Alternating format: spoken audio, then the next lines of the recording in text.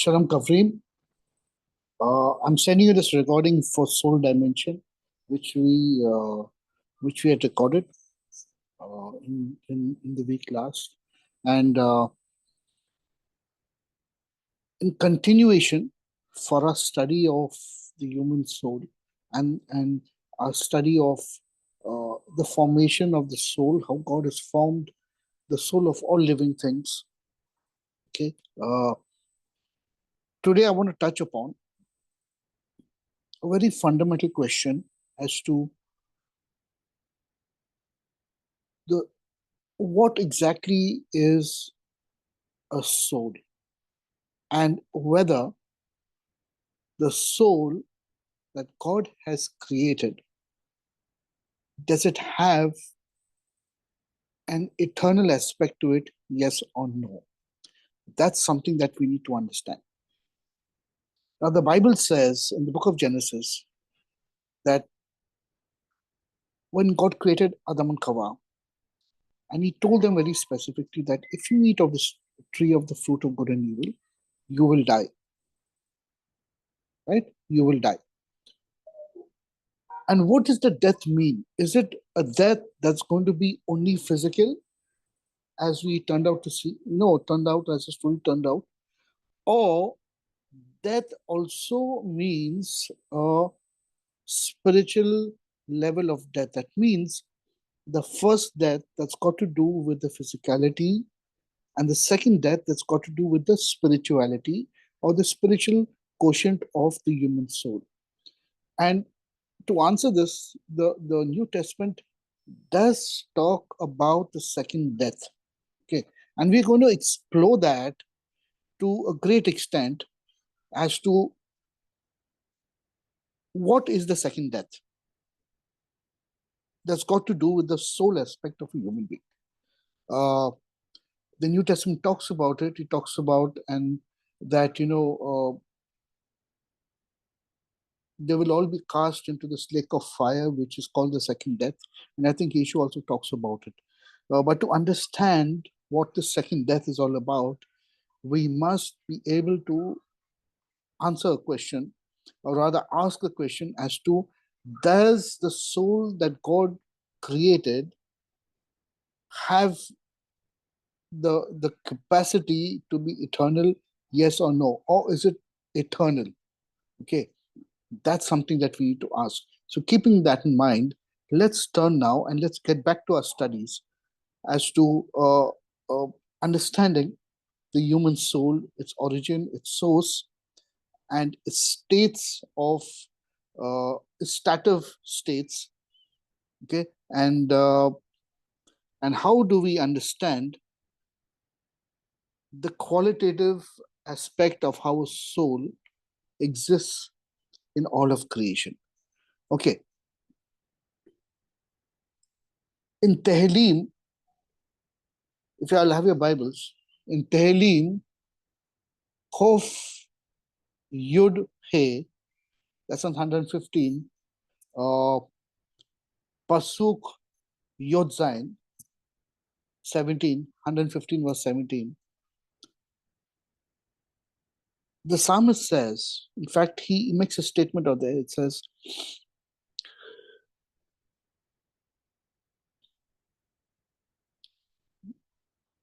he says there that, the dead will not praise you,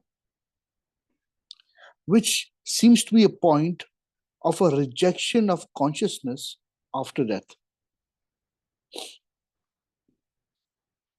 But there are other verses also in the Torah and in the Bible that kind of counteract what this is saying.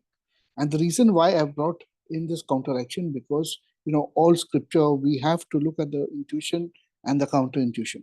We have to look at both angles of it and try and understand what the Torah is actually telling us in all these aspects. So likewise in Jeremiah 31 verse 15, it describes Rachel, okay, the wife of Yaakov, and long after death, it says, Rachel is weeping for her exiled children. And the person who's reading this, okay, is trying to understand the mind of the prophet, of the Navi Jeremiah, was saying, how can Jeremiah even write something like this? Rachel is long dead, cold, dissolved in the earth, right? Her bones, everything is dissolved in the earth. And yet he's emphasizing, saying that Rachel or Rachel will be weeping for her children who are in exile. Then we see a step higher in the first book of Samuel, where King Saul goes to the witch of Endor, and he asks the witch of Endor to, through necromancy, to bring up the prophet Shmuel. And because he wants to confer, he wants to take advice from Shmuel, he wants to ask Shmuel something. And the witch is successful of bringing up Shmuel. But when Shmuel actually does appear, now it appears in the Bible, the way it's written, that the prophet Samuel does appear. He does come in a spiritual state. And the witch herself gets pretty alarmed, very, very alarmed. That means in all her ways of doing this necromancy or spirit calling or something, she probably was dealing with counterfeit spirits who enact, who kind of, impersonate and this.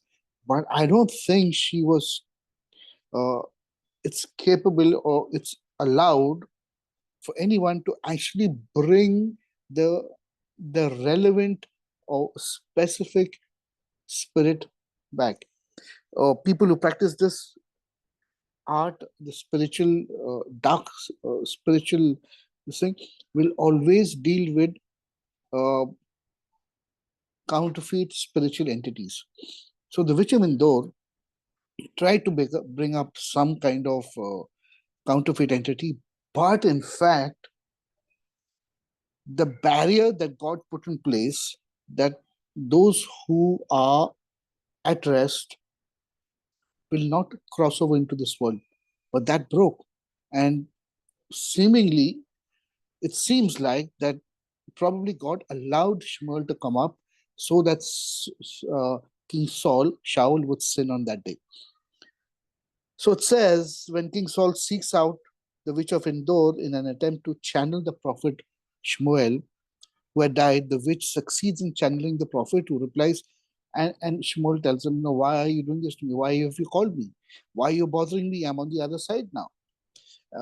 And then he says that tomorrow, King Saul, you and your sons will also join me on the other side. And that's very alarming. It's extremely alarming. So we see that the Bible is talks a lot about life after death. It talks about life after death emphatically, in fact. And but the psalmist still says that the dead will not praise you.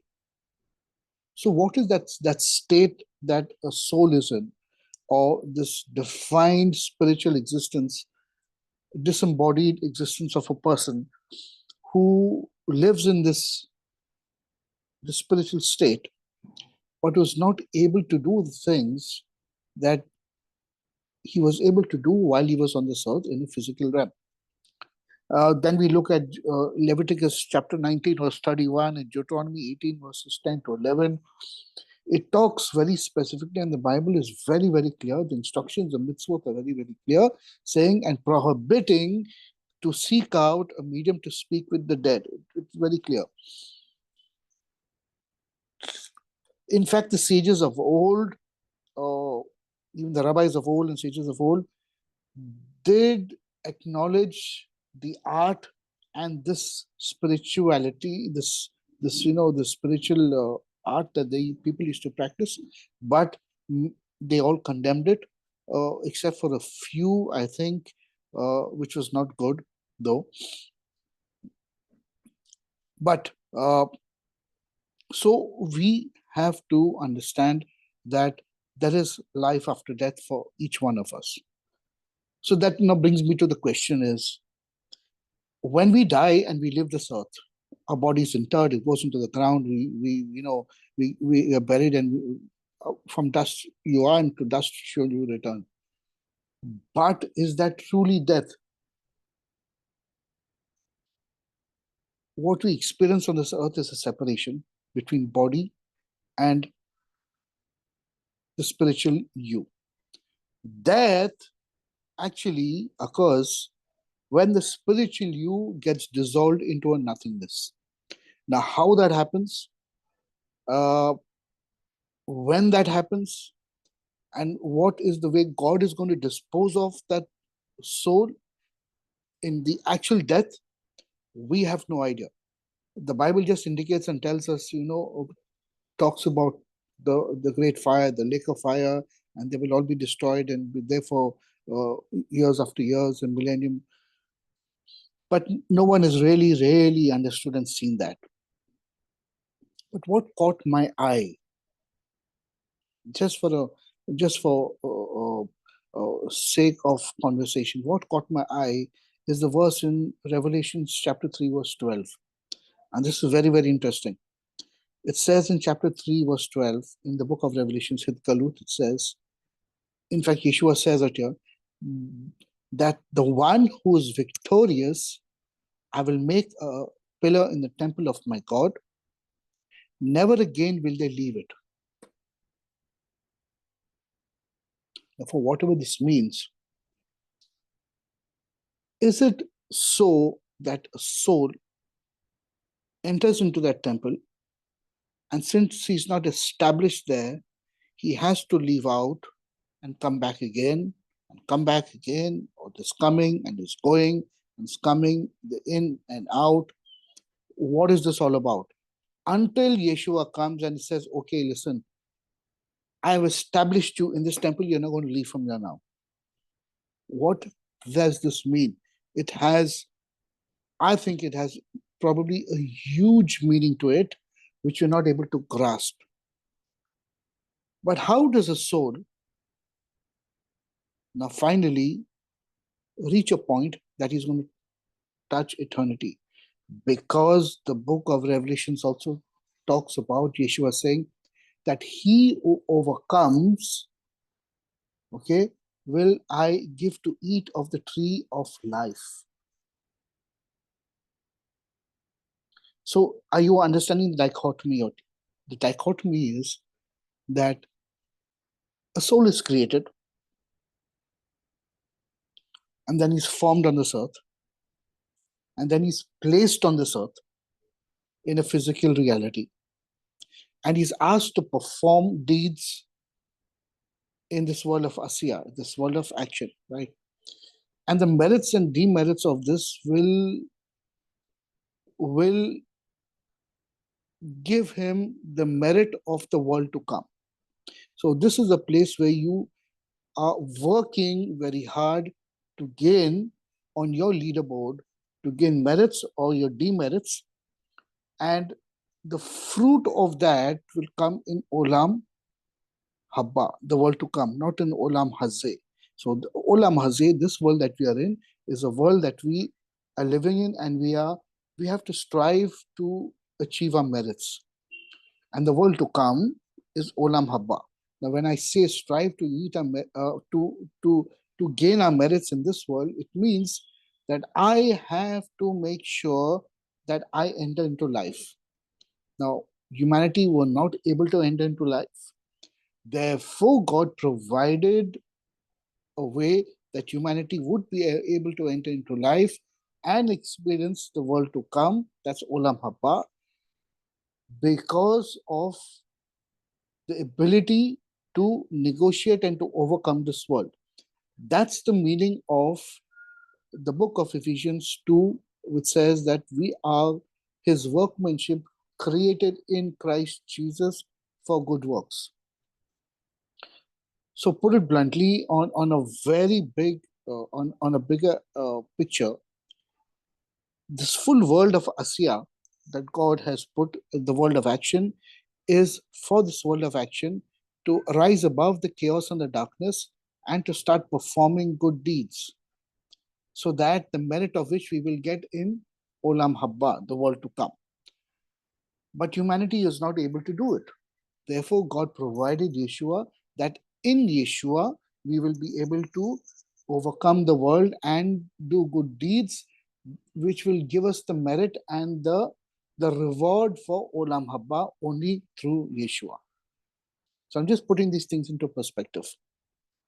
But something else also gets attached to being in Christ Jesus. It's not only that you are able to overcome and able to get merit to receive the ability of Olam Habba, but you are also, once you overcome, are allowed to eat of the tree of life and live forever.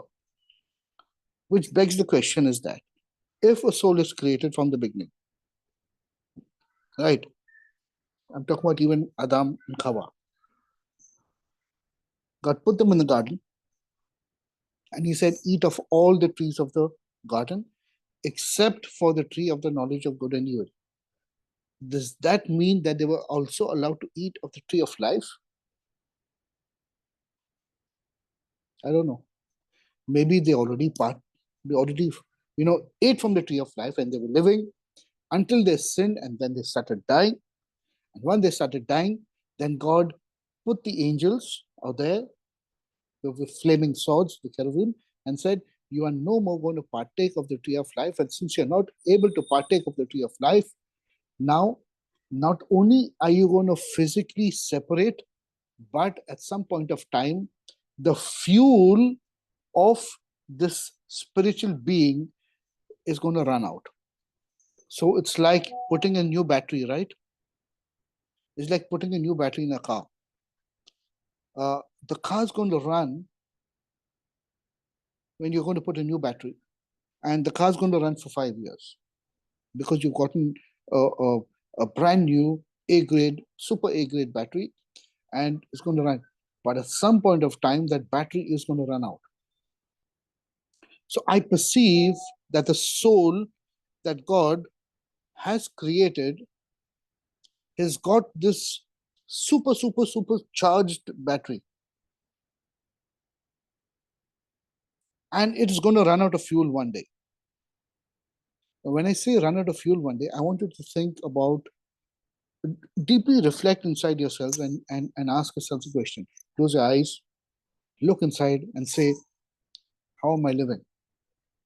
Why am I alive? What gives me the energy or the ability to be conscious and to be alive? Where does it come from? Where does this life come from? I have not emanated myself. I have not created myself. There is no way that I have brought around my own consciousness because I wanted to exist. No, I have not done it. So where do I come from? That is a pulsating energy that's keeping me boom, boom, boom, boom. That's keeping me alive and kicking every second of my life. So it is coming from somewhere. But if that life that's coming from somewhere and this consciousness that I am is coming from somewhere, is it eternal? Yes or no? But we've seen it's not eternal because it's not partaking of life. It's not partaking of the tree of life. Therefore, this fuel that can last, or this inherent fuel in the soul, it's so powerful. It's obviously not as powerful as the creator, but it's yet powerful to remain for millennia over millennia. But once it gets depleted in its core and its essence, it's going to run out of fuel.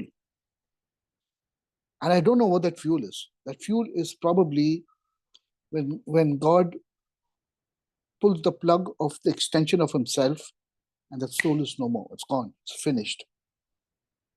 So as I said earlier, I don't know what the death of that spiritual soul is going to be like. But I know for one thing, that this fuel is going to run out at some point of time. And unless that soul does not start eating of the tree of life, We're not going to be running and living forever. So I've put this in very, very clear, very simple language that from the beginning, God created Adam and Kawa and He created souls, right? And I believe that all souls, everything that God created, uh, had a time period, had a warranty, and had an expiration date. It's as simple as that. Although He is eternal, but everything else that He created was had a warranty and had an expiration date. And having an expiration date, He wanted those souls, especially the human soul, to live for eternity like Him. But the soul had to choose, or the soul had to validate its existence. The soul had to prove that I want to live. It's like a king having a concubine of wives or women or whatever, and having, 20 sons. Now, a wise king will look carefully as to out of his 20 sons, who is going to be the heir of his kingdom. He has to choose, and he has to choose wisely. But when he's choosing wisely, he's also going to look at seeing which of the sons want it the most, who desire to be king, who will do anything to replace their father, who would take up the challenge and say, I want to be king. Out of them, may not be all 20. Ultimately, only one has to become king. Or another one would succeed the one who becomes king for whatever reason. So God is saying, I'm giving everybody an equal field. They are all are on an equal field out here. Now prove it to me. Validate it from me. And if you validate and prove it to me, you will be worthy of becoming the king. So is it with every soul. God has created us. We have a warranty. We have a warranty period. We have an expiry date. But God has set into motion a plan, saying, this is the plan, prove it, and come into life. This is it's a very simple thing, friends. It's an extremely simple thing. 1 second, let's put this. Okay, sorry, put the charger in. It's an extremely simple thing. So therefore, being a soul that God has created, you and me, it's fascinating to think that you may kill the body. At the time of our death, of physical death, we are definitely separating from the body. So the body goes back to the elements. But when I separate from this body, I am definitely living somewhere. And I'm still living in this warranty period. I'm still living, waiting for my expiry date. And if I don't partake of life, if I don't choose salvation, I'm not going to eat from the tree of life that God has given to us and enter into eternity with the Father. Now, what a great reward that is. Have you ever thought about, when I enter into eternity with the Father, I'll be living forever? It's a very beautiful thought, because none of us have experienced eternity. None of us have experienced immortality. So if you think that you want to experience immortality, it's a very, very big thing. And God knows it's a very big thing for a soul to enter into eternity and immortality. Therefore, don't you think He is going to take you to the grind and make you prove your worth, that you want to live in eternity? Or He's just going to give it to you for free? Yeah, He may have given salvation for free for everyone, But coming into eternity, he's going to prove you. And he will do everything in his power to make sure that you really desire, you need, or you deserve this. It's very important. So, understanding the immortality of things, understanding the mortality of the soul. Is creation also eternal? No. Bible is very clear. Everything that was created has no eternity in it. Therefore, the book of Revelation says that the world, the existing world, will be wrapped up and it will be, it will be rolled over like a sheet, like a curtain, just rolled over. This world is going to be gone. It's going to be renewed. There's going to be a new heaven and a new earth, and everything's going to be new. Now, is that going to be eternal?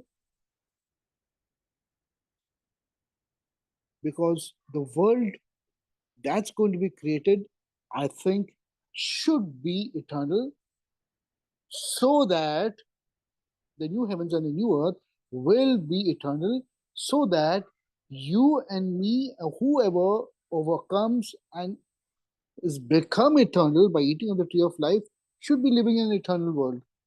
We cannot be living in a world that's not eternal. Everything has to have immortality there. Everything must be having mortality. Therefore, the new heavens and the new earth, the new Jerusalem, has to be immortal, has to have mortality. But for that creation to be immortal, that is subjective to the human being overcoming first. So until the human being does not overcome and waits for that immortal creation,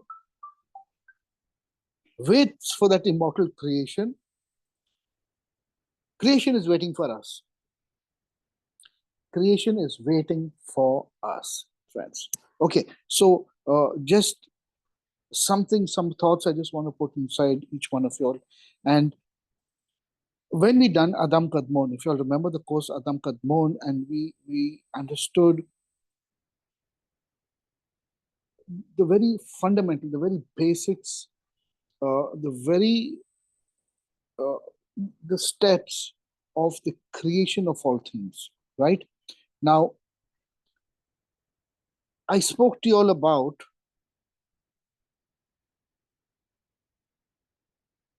the 5 levels of what our mind, our human mind, is able to grasp about the emanation and the creation of all things. So, just to give you a recap,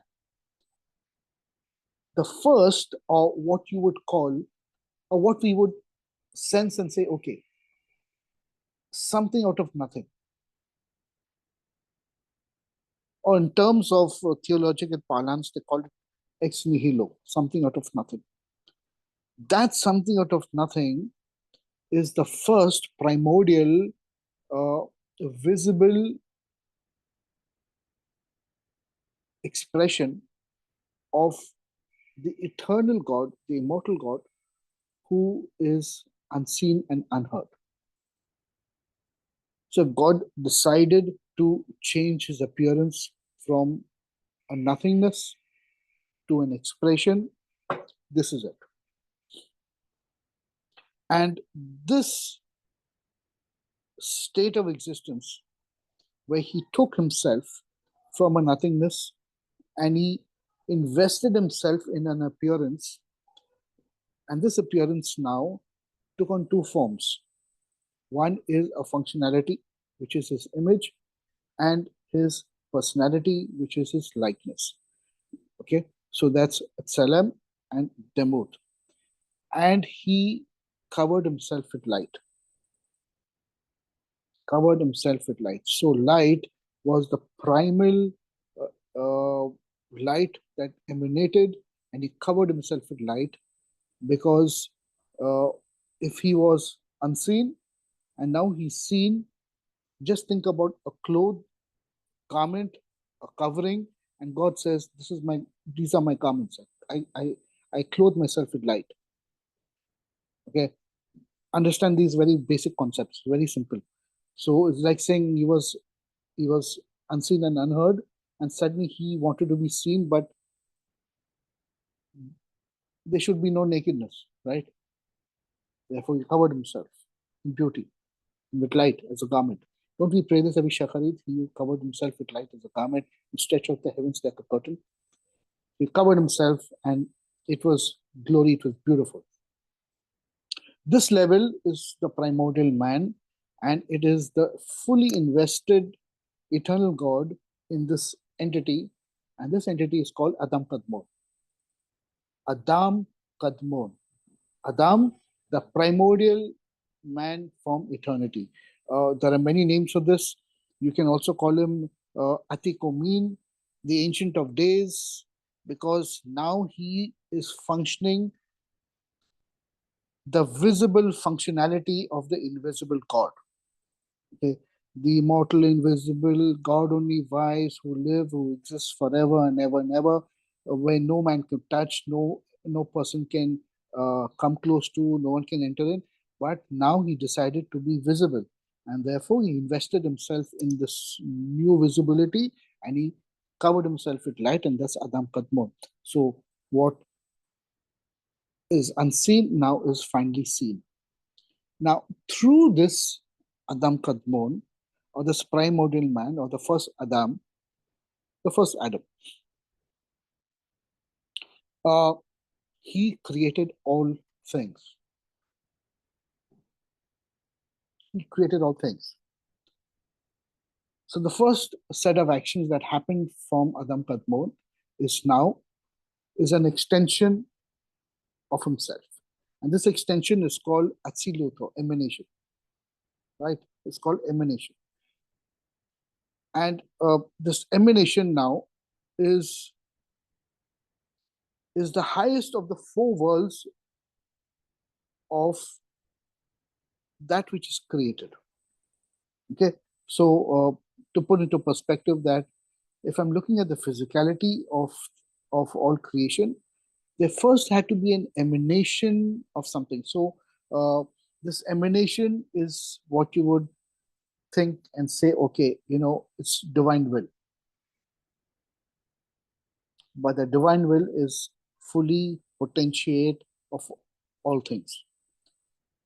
The second is now finally creation. So from the potential to the actual, where everything was created. Everything was created, but it was not physical as yet. So Adam Kadmon is that express image, the brightness, Zohar, of his glory, the brightness, the expression of his personality, and then he emanates something which is called Atzilut. He's emanating all creation because he's thinking all creation now. He's willing all of creation, and everything is already willed inside of him. And then once it's willed inside of him, now he begins to create all levels inside of him. So it's willed, Atzilut, emanation, and now creation, where he's putting all the parts together, fitting properly, and he's saying, okay, this is what I want, how, where, when, how, and all the timelines, everything's been created, but it's still not a physicality. Then you have from Birya, which is creation, you have Yetzirah, which is a formation. Now comes the physicality of all things, where everything is formed. This is the level of vessels, and life, souls been put into these vessels, or light been put into these vessels, and now this is the formation of things. So everything is descended to a level of physicality, and the worlds were formed, souls were formed, uh, creation was formed, universes were formed, everything was formed out of that creation, right? Now, what happens when everything is formed? What happens when everything is formed? Is it going to be just stuck in a place where there is no action, there is no movement, there is no dynamism? It's just limbo. You think everything, God just created and formed everything, and everything was just like stuck for eternity. Not a single moment. Can you ever think of a state of just nothingness? No. There had to be movement, right? There had to be energy, there had to be life, there had to be movement, there had to be something that's happening. And this is the last world, the world of Asiya, of action, of causative action, counteraction, movement, energy, where things are happening. The dynamic level of things. Because just imagine if we created everything and it had no movement at all. What would it be like? Completely dead, weird place. No, that's not the goal. So the world that we live in is the world of Asiya, the world of action, where there is dynamic movement. And the movement is only for one reason, which I told you before, that we are able to work, produce, make, and do something, elevate, lift. You can use so many other words. You can use so many concepts in all of this, to rise above, to live, to elevate, to produce good things, to do good things, because God has put all this in motion and said, come on, children, I want to see what you can create. What is the world that you are doing? How are you creating? How are you taking this world forward? What are you doing? If you're going off, I bring you back. If you're doing good things, great. What is this all about? This is the world of action. And God is overseeing the world of action, right? Uh,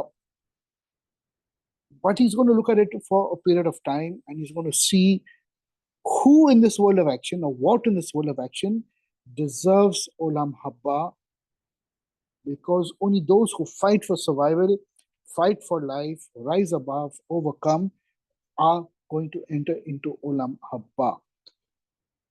And this is a very, very different way of looking at your Bible and your scriptures. It's a very, very different way. Why? Because we have approached this from another angle altogether. We've approached it from such a concise and shortcut that it almost seems that you're approaching life through fear. Get saved, save your soul, otherwise you're going to die in heaven, you're going to be burning in the fires of hell. That's not wrong, but we're looking at it now from a more wholesome, a more complex understanding as to what is God put in place finally. And now I understand that if I want to be with God, it's my choice. Do I want to be with my Father in heaven? Then I will do everything in my choice, in my power, that I overcome and be with my Father in heaven. And there are going to be obstacles on the way.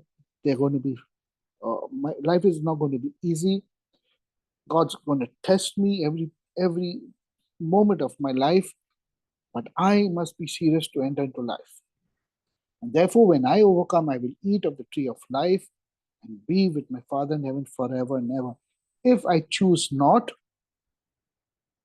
then the fuel of my spiritual being is going to run out. And it's going to go into this place, or whatever that place is. I don't think any one of us know what it is. But if it says a lake of fire, it's a lake of fire. If it says nothingness, it's nothingness. If it's a place that everything, the fuel runs out and it goes back into nothingness, so be it. I don't know what it is, friends. And it's wrong to answer a question and say, okay, definitively that this is what that place is. No, I don't know. Nobody knows. All I'm saying is that I can only convincingly say that when your warranty and your time period is over and the fuel of your soul is over, because you've not eaten and partaken of the tree of life by overcoming in Christ Yeshua, you are finished, and that is your second death. It's as simple as that. Now, I hope I'm able to put all this in very, very simple understanding, because the more simpler I get in explaining things to you, the more you're going to grasp it, the more you're going to use your own mind and build on this, right? You're going to build. Because what I'm doing is I'm just seeding your guys with wholesome truth. So you all build on it. Now, if I look at these 5 levels of creation, what are these 5 levels of creation? We spoke of Adam Kadmon, Ansilut, Beria, Yetzira, and Asya. 5 levels of creation. And I want to share something with you. So I want to put that into perspective, and I'm going to make this now a very personal thing, okay, for each one of you. Okay, just hold on. I'm going to share.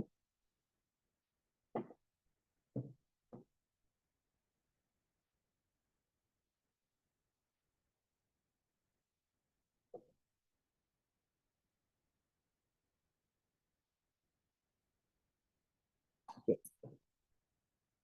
I hope you're going to be able to see the screen. But in the screen, what I have done is I've shared a diagram. It looks like a Venn diagram, but I've shared the diagram of a human soul and its nature that's very telescopic in its existence. And this human soul has these 5 levels that we spoke about. Okay, but I'm going to bring now. If you all have your piece of paper, just make 5 columns out there. In fact, 6 columns or 5 columns if you want, and just write down in these 5 columns what I'm going to tell you. So in column number 1, you write down the 5 levels of the soul which we discussed. First is Ancient of Days, okay, or Adam Kadmon, Kadmon, Adam Kadmon, or Ancient of Days. After that, you write down the level of emanation, then the level of creation after that, the level of formation, and the last one is the level of action, right? So you have Adam Kadmon, you have or Ancient of Days, you have emanation, you have creation, formation, and action. In column number 2, write down corresponding to these 5 levels. The first level is the innermost being of a human being, that's Yahida, and that is Ancient of Days. The expression that each soul is built in with the Tselem and the Demut of God. Okay, the expression of who he is inside each one of us, and that's Yakida. After that is the level of Khaya, life. The second level, Khaya, life. The third is Neshama, the level of breath. Okay. The fourth is the level of Ruach, or personality. And the fifth is the last level, is the level of Nefesh. It's the outermost person that you are, which is still, now all these levels are this eternal, or the potential for you to be eternal, but it's still under time warranty. Okay, it's still under time warranty, and it's this nefesh now is the bridge between the immortal or the spiritual part of you and the physical part of you. So it's like this link that links the physicality with the spirituality part of you, right? That's the nefesh, is the vivifying animal soul that animates the physical body. That's the nefesh. And outward of this is obviously it's your goof, or your body, or your flesh. Your flesh is only animated because the nefesh animates it, and within the nefesh is the ruach, is spirit, is your spirit being. Within the spirit being, okay, is your neshama, which is your breath. Within that neshama is khaya, is life, that emanating, pulsating life.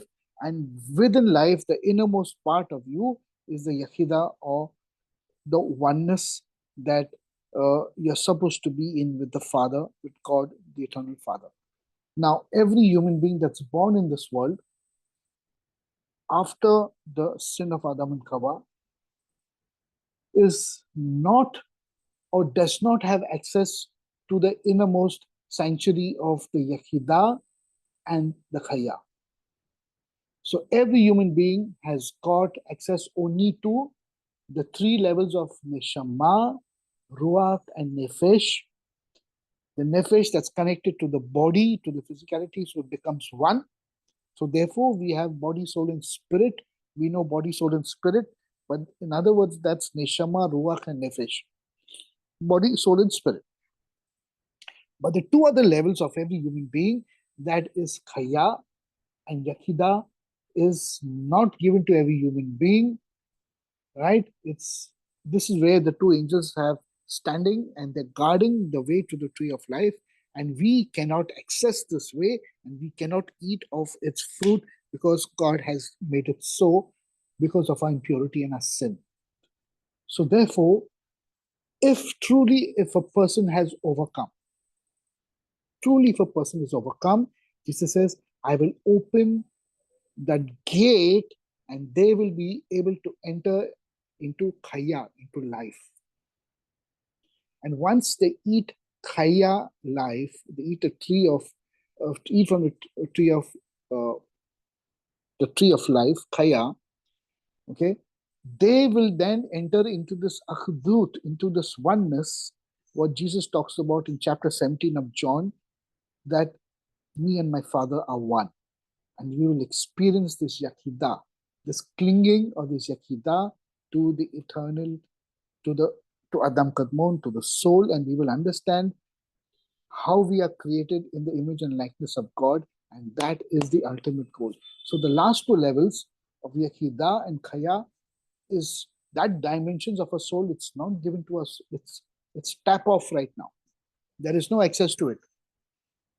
It's only Yeshua who says, behold, I come to give life and life eternally, and I can open this door of Chaya and give it to you, considering that you follow me and you overcome this world. Then I will open the gates of Chaya and Yakidah to you. So that's the second column. The second column is Yakidah, Chaya, Neshama, Ruach, and Nefesh. Now, in the third column, parallel to that, write down Adam Kadmon, Atzilut, Beria, Yetzira, and Asiya. These are all parallel states of the human soul. So now you will understand why I had to take you through this entire aspect of Ancient of Days, emanation, creation, formation, action, which is corresponding to the 5 levels of the human soul, Yakida, Chaya, Neshama, Ruach, and Nefesh, which is corresponding also now to the 5 levels of creation of all things, which is Adam Kadmon, Atzilut, Beria, Yetzira, and Asiya. Okay, now the fourth column is the redemptive levels of these 5 levels of a human being. So the 5 levels of the human being is also able to peek into the beginning and the end of all of creation, because these 5 levels of soul exist inside each one of us too. And that is the level of immortality that we will achieve, considering we play a part in God's plan. Okay, so corresponding now to the 5 levels, the first level you will write as the level of light.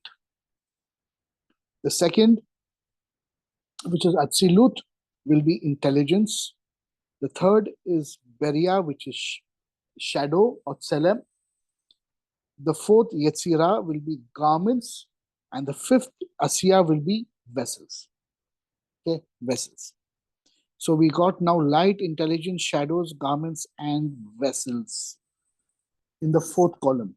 And in the fifth column, corresponding, you write out there light, which is faith in the fifth column, intelligence, which is Torah, shadows or Tselem, which is prayer, garments, which is mitzvot and commandments, and vessels, you will have to write the word peace or shalom on there.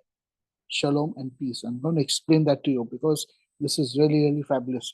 So in the first column, in all the four, you will get the corresponding levels of one. The first column is Ancient of Days. Second, you'll get Yechida. Third, you'll get Adam Kadmon. Fourth, you'll get Light. And fifth, you'll get Faith in the first row. The second row, you will get Emanation, Chaya, Atzilut, Intelligence, and Torah. The third row, you'll get Creation, Neshama, Beria, Selem or Shadow, and Prayer. The fourth, you'll get Formation, Ruach, Yetzirah, Garments, and Mitzvot or Commandments. And the fifth you'll get is Action, Nefesh, Asiya, Vessels, and Shalom or Peace. Very, very interesting. Now, if you look at the last column, that's got to do with faith and Torah and prayer and commandments and peace, you will understand that the level of light, the beautiful light that God emanates, the light which He created before all things and covered Himself with that light, is the level of faith. Because that is the essence of knowing Him and believing in Him. That's faith. That's the foundation of all things. The second level is when this faith and this light sits in intelligence, in your mind, in your mukim, because your mind is the seat of all intelligence, right? When this light infiltrates the mind or the intelligence, that is knowing the Torah. That is the instructions, the Torah. The intelligence is the level of Torah, knowing. I know what my instructions are. The third level is the level of Tselem or shadows, or the level of prayer under Torah. Because prayer now is very essential. What does prayer do? I'll tell you what prayer does. This is the catch in this entire thing. A prayer is when you close your eyes, the inside of you is completely dark, it's full darkness. And that's shadows. The level of prayer is shadow, the level of prayer is dark. And the level of prayer is where your rectification of the soul must needs happen. Therefore, for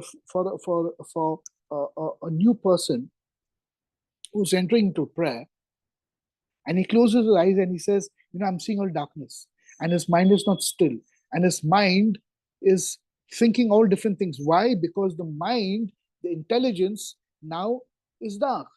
And so the intelligence is projecting all evil images and thoughts into that darkness, and he cannot pray. So prayer starts off in a level of darkness or tselem or shadows, but this darkness needs to be rectified and it needs to be filled with light. But where is this light? This light of faith must infiltrate the intelligence, and the mind, once it's filled with light, will project good things when his eyes close and when he's in prayer. And that's the level of vision, that's the level of seeing, that's the level of perceiving, that's the level of opening your spiritual eyes and perceiving things. Because your mind is now not filled with darkness. The intelligence is not filled with darkness. The intelligence is filled with faith and with light that's sitting in your mind. Therefore, your prayer now is not in darkness, but it's in light.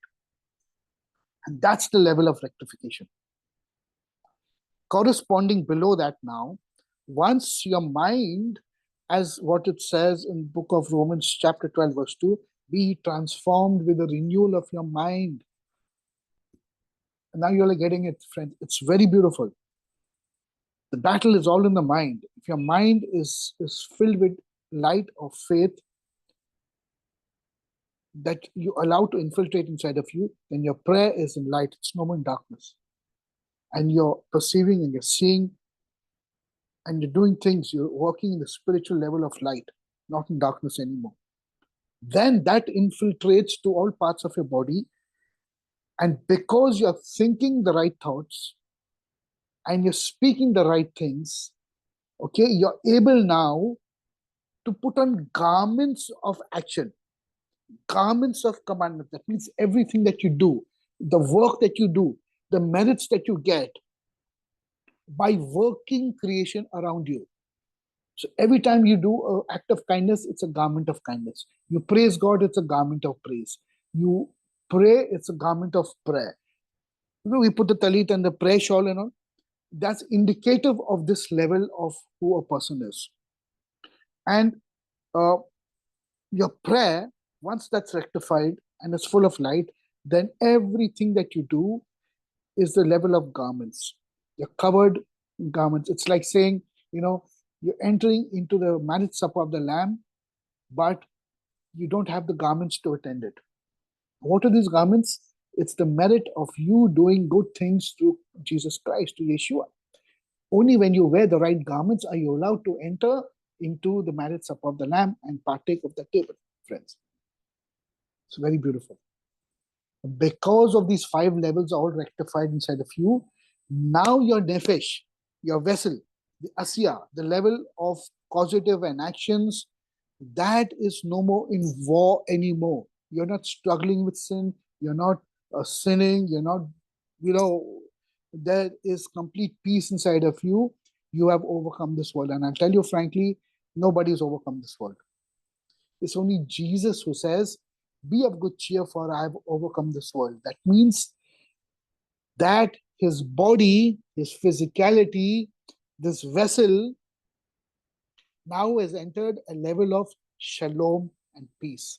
That is why the last column on your right hand side is shalom and peace. And when your physicality, your physical body is able to enter into this nefesh and peace, shalom, you will say the same thing what Jesus said. I have overcome this world, be of good cheer. Then your body that's connected to your nefesh, which is the level of action and asya, is now all going to be transformed into immortality, and you'll be taken up. You'll be transformed in a blink of an eye, and you'll be changed, transformed, you'll be taken up, friends. So my point, which I'm trying to bring to all of you all, is that when you're talking about the soul dimension, when you're talking about you, there are so many aspects of you that need this transformation, and each level has its own challenges. Each level has its own overcoming. But the final overcoming of what you would call kingdom, it's in this physical body. And it is in this physical body that Jesus had to nail to the cross and resurrected. And therefore, he brought peace to the body. Why to the body? Because it's only the body that you have war and battle. You're battling your flesh. You're constantly at war. And this is where you need peace, friends. So I leave you all to this understanding, and I leave you all to this amazing secret which I've shared with you all today. That you want peace, you want shalom, or when you speak to everybody and you say shalom, shalom, what are you saying? Are you entering into life? Are you bringing peace to this physical body that you are? Because that's so important. Jesus had to nail it to the cross to bring peace to the entire world, friends. So when you're looking at peace and you're looking at what Jesus has done, it's not what you think it is, friends. We are looking at the esoteric level, the very deepest portions of overcoming this world. And truly, if we understand Yeshua and we are his followers and we call ourselves belong to Yeshua, we are and we have to follow everything that we studied today. This is our shalom, this is our wholeness, this is our peace, this is our rectification. Easier said than done, but if you understand these levels, every day of your life would be an overcoming, friends. And I leave you all today with the study of soul dimension today. And I leave you all with you all to ponder on what we've studied and for you all to understand and make your own decisions of how you want to overcome this world and bring peace and shalom. And moreover, make the decision saying, I don't want my expiry date to run out. I am going to enter into life because God has provided salvation for me. He's my rock, my redeemer, my living, the rock which I stand on. And He is my Yeshua. Friends, God bless. And I hope you'll have learned much from today. And till we meet next week, I'm going to take each of these 5 levels and I'm going to talk a lot more on these 5 levels of soul dimension and each level of faith, prayer, light. I'm going to expound this so we are so thorough in understanding the depth of our creation and the depth of our salvation, friends. God bless. Shalom till we meet next week. Have a wonderful week. Shalom.